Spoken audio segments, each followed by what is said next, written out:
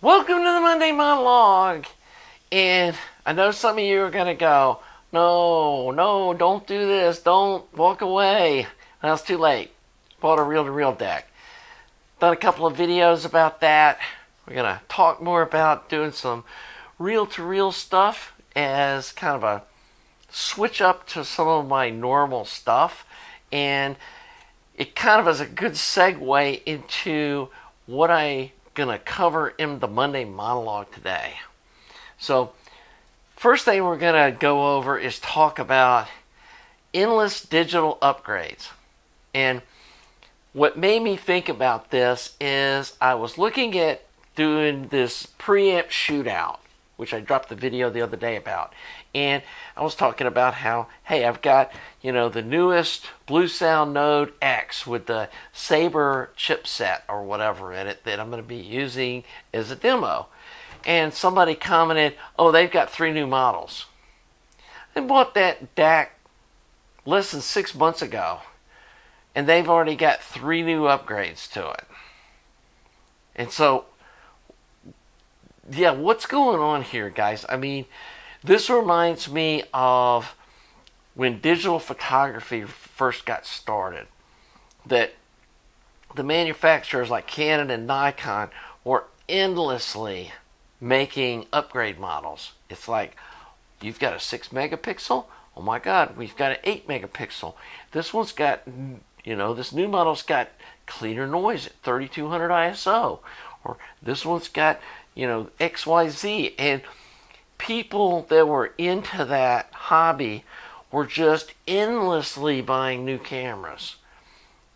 And I feel like that some of this is what's going on with this digital audio domain, is they're constantly changing the DACs. They're constantly coming out with new, op amps or amplifier modules or whatever. And people are just endlessly chasing this newest sound.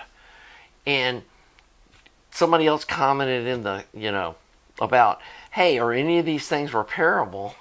And then somebody else replied, well, why would you repair it? Because they're going to have a new model out. If that, by the time that one needs to be repaired, they're going to have a new chipset out, and you just go buy one of those. And then I'm sitting here looking at this tape deck that I just bought that was made in 1980 that sounds freaking amazing. And wonder, like, why do we have to buy new stereo gear every 6 months? And what is actually going on with that? And to me, it's just another way of, manufacturers convincing the public that here's something you got to just constantly be rebuying so that we can make more money. And I get that this is evolving technology and this is not. And like tube amps is not evolving technology. That's a mature thing. And that these, DACs and chip amps and all that are evolving technology. But at the end of the day, how is a digital encoded song that's played through a DAC going to sound better than this, what they were recording the music on? And I know nowadays that there's digitally recorded music, but a lot of artists are realizing that the music recorded on tape ends up sounding better than the digitally recorded stuff. Or people say that. And it reminds me of the film versus digital thing that, when digital cameras swamped the whole photography industry. And I get why they did it, especially if you're in a newspaper or doing news reporting media. It's all like this. There's no time to develop the film and then print it or scan it and whatever they need to do with it. The direct from digital and it's out the door makes sense. But after being into digital photography for probably a decade, I realized that like there was something about the images I was creating that was missing that my old film stuff had, especially the larger format.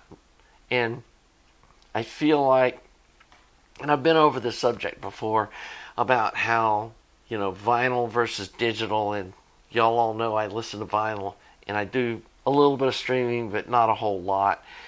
There's just something to it, and there isn't this endless upgrade path that people get wound up in with the whole digital audio domain. And the other thing I feel like that happens, and this is going to segue into my next subject, is what I call the hype train, where folks, some new thing comes out and it's like, this is the best sound that you'll ever get from audio, and I don't know how they'll do it any better. And when you go, I look at like Amir in an audio science review, not trying to single him out. I value what he does with his measuring and stuff, but he'll measure some digital piece of gear and it's like, yeah, this is the best ever. And then 6 months later, it's like, this is the best ever. And it's like, it just keeps getting, like, the newest one gets this whole hyped thing put on top of it. And at some point, if something sounds amazing and destroys vinyl and it's like, this just, the best sound you could possibly get, how 6 months later there's something that's like, oh, this is even better. And it's just endlessly even better. And then it's interesting too on this whole hype thing that I'm seeing in this whole review space that I've got into. And hopefully y'all realize that when I review stuff, it's going to get an honest review. And if something's really good, or I like the way it sounds, like the R8 Mark II, or like that AHEMA A70 once I put the Sparkos op amps in it, that review means something. And I'm not going to call out the manufacturer, because this has happened for multiple manufacturers that have sent me samples of things to review.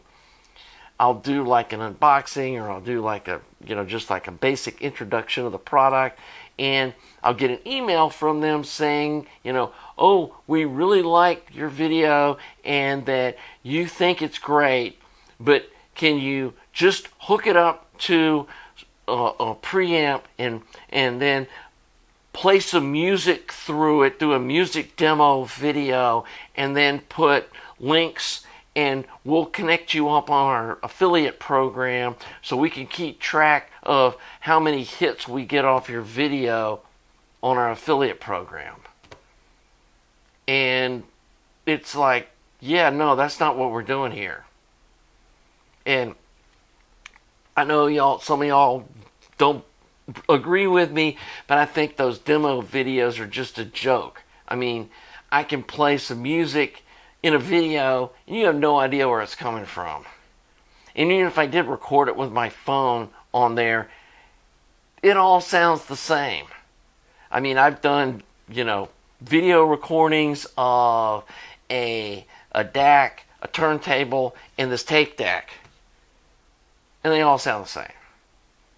And I can do it on a chip amp or tube amp, and other than the EQ differences, they're going to sound the same. And so I'm not doing that. And then I'm not joining a manufacturer's affiliate program where you put in like a code or something at checkout so they can track, or a link, a special link that they know how many hits they get off my video to decide whether they want to continue. And they're not sponsoring my video. And most of this stuff people are shipping me is the things are $100. It's not, and for any kind of advertising for $100 is a joke as far as like the payout. And so that's not what we're doing here. And I think though that the industry is, in some cases, not all cases, I'm not saying this about everybody, because there's some reviewers that I really trust. Like Aaron's Audio Corner, 100% trust that guy. And Unfortunately, there's only a few others that I trust like that. But a lot of them seem to be, they get a product, they hype it up, they say, this is the best sound I've heard. That's what made me go buy those JBL, was it L82 speakers, is I saw several reviewers just talking about, these are the greatest speakers that I've heard on, these have that classic sound and all this stuff. And so, anyway, they get a product, they hype it up, and then below they put affiliate links, and the whole deal is like pump and dump, like the stock market thing. They pump something up and then sell it, and then they get, and yeah, and that's not what I'm doing here. And yeah, I don't want to get in some beef war or try to like point out that other folks are doing stuff, but the reality is that a lot of these online reviews that you guys go and watch are basically infomercials, and these folks are like, I'm retired, I don't need to make any income. But some of these folks, this is how they make their living, is doing YouTube reviews and cashing out on the affiliate links. And so one of the things I try to do, if I do put an affiliate link that's simply through Amazon, and like at the end of the month I might get a $100 gift card or something where I can buy some vinyl to listen to. It's not like I'm getting rich off of that. But I also put a direct link that's like, hey, if you don't feel comfortable buying through an affiliate link and you just want to buy the thing, or you just want to go look at it, here's a non-affiliate link so you can just go buy it. And I'm not depending on that. That's not why I'm making the video.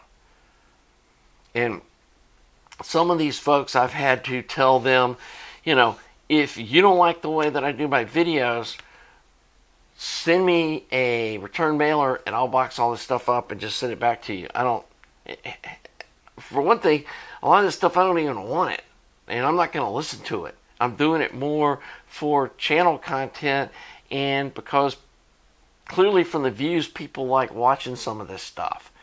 And I know some of y'all are kind of going, hey, can you get back to the tube amps and stuff and just quit with this other stuff? I feel like I need to do a mix of stuff to get the channel to grow and to really get into this audio space. And I'm learning stuff about some of this new tech that I otherwise wouldn't understand from listening to it. And I feel like when I'm learning things, I'm having fun. And that's what this channel's about. To me, is me having fun and you coming along for the ride. It's like, this is fun. I don't care what anybody says. That freaking looks awesome. And I just love that look. When those wheels are spinning and there's music coming out, it's like, that's just cool. So, anyway, that's going to segue into the final point of this video. And that's what I call overpay shamming. And this just happened in the last video, not the last video, but a recent video. And I'm sure somebody's going to say, hey, you paid $500 and almost $600 for that reel-to-reel deck. You paid too much. Somebody's going to comment, I found one of those at a yard sale, new in the box, for $12, and you overpaid for it. Or there's one of those on Audio Mart right now for $200. Okay? What they're leaving out is you go to the one at Audio Mart and it's covered with dust. It says untested, as is parts. You consider it for parts for $200. And when you get it, it may have bent spindles and the motor's dead in it. Or you can pay what I paid and you get one that's guaranteed, that's been serviced, it's all cleaned up, and it's been tested. And you know when you buy it, it's going to work. That's the difference in the price sometimes. And then the other deal is, I mean, I know there's people that derive joy from bargain hunting. That they just love finding a bargain. And it's like, the adrenaline rush like a gambler gets when they've gone to 300 yard sales and then they find like a Rolleiflex for $20. Well, they don't consider that, if you average 30 minutes at 300 yard sales before they found that, how many hours of their life they've put in to finding that bargain deal. And, it doesn't matter whether it's stereo gear or buying a car or buying, anything. Somebody's always going to reply that you overpaid for it. And I just don't understand what joy people get from doing that. It's like I really was excited about getting those fine audio F500 speakers. And yeah, I did some eBay searches and I did some, these used stereo sites, and I found some that were, had some dents in them or scratches in them. One of them had a dent in the thing right near the tweeter, and they were all like, some of them were half of what I paid, which was $1,000 for a lightly used pair. And then, yeah, there's probably some dealers somewhere that I didn't see that are selling old stock ones for that price today that weren't on sale a month ago when I bought mine. But I was really happy about these speakers, and then somebody had to come in and comment, well, you overpaid for those because I see them now on Audio Mart for $700. And, well, if you'd have shopped intelligently, you would have found it. And, that just really gets under my skin. It's like, I paid $1,000 for the pair that I bought because they came from a dealer. They were in the factory boxes. They took them in on trade from a customer they trusted, and they tested them and said, yeah, they're good to go. These are like new. They showed pictures of them. There ain't a scratch on them. And so why would I not pay a little more for one like that than getting a pair from eBay that's got a big dent next to the tweeter to save $300? And then go out and say, oh, you could have bought the same thing. It's like, no, it's not the same thing. And anyway, I just don't understand that mentality where somebody feels like they go around to forums and internets just shamming people that they didn't, they paid too much. It's like when I bought my bought a new 22 Dodge Challenger. Bought it in the middle of COVID, right? I decided I needed a new car or want a new car. And yeah, I paid a premium for it. I paid, several $1,000s over MSRP for it. And then people are like, oh man, I just bought, oh, you way overpaid for yours. I just bought one for, $5,000 under MSRP. Well, yeah, you're buying a car that's been sitting on a lot for a year. You're buying a 2023 model in 2024. It's no longer COVID. They're trying to get rid of those things. I didn't overpay for it at the time. And so what if I did? It's my money. Why try to make somebody feel bad or make them feel stupid because they didn't get some deal? So, yeah, I think you can probably tell that gets under my skin. So, from the future, you make comments like that. Oh, I'm just not going to tell y'all what I pay for stuff anymore because there's folks out there that just delight in trying to belittle other human beings for not getting some bargain deal that they searched after the fact. Yeah, don't get that. Anyway, this whole Monday monologue has been rants about stuff, which may or may not have a whole lot to do with audio gear. I do want to give you all the music for the week.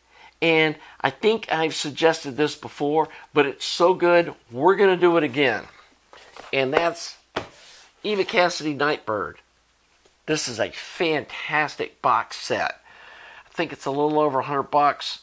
Comes with a bunch of discs. It's all on 45s. I think they also have a 33 RPM version that's a little cheaper. Honestly, now, going back, I probably would buy the 33 RPM version. But these 45s sound great. The hassle with them is you have to get up and flip the discs like every 2 or 3 songs. So one of the reasons I got this reel-to-reel was to put all of this onto there. But if you haven't heard Eva Cassidy, go buy this or go stream it. It's fantastic. Her voice is just otherworldly. And it's a shame she left the planet before she was recognized for the great talent that she actually is. So anyway, that's the music for the week. Let me get this a little more in the picture here so you can see it better. I wasn't paying attention to my little monitor. But yeah, this. Really good. Amazon. I'll put the link below. And I'll put the non-affiliate link too. So you don't think I'm hyping this for money. Anyway, hope you enjoyed the Monday monologue. I enjoy doing these. Sometimes it's fun to just kind of rant, get things off my chest. Sometimes it's fun to talk about new projects and gear. I do plan on getting on those 6C33C amps this week. So we are going to start doing more kind of tube stuff. This reel-to-reel stuff's really fun. If you've never owned or used one of these, this is some cool stuff too, and fits into the whole analog kind of old school audio that I enjoy. So again, thanks to you Patreon supporters, thanks to all you regular viewers, thanks to you guys that tune in every week for my Monday monologue. I never thought this was going to be such a popular thing, but people seem to really love listening to me rant. So anyway, we'll see you next week for the Monday monologue.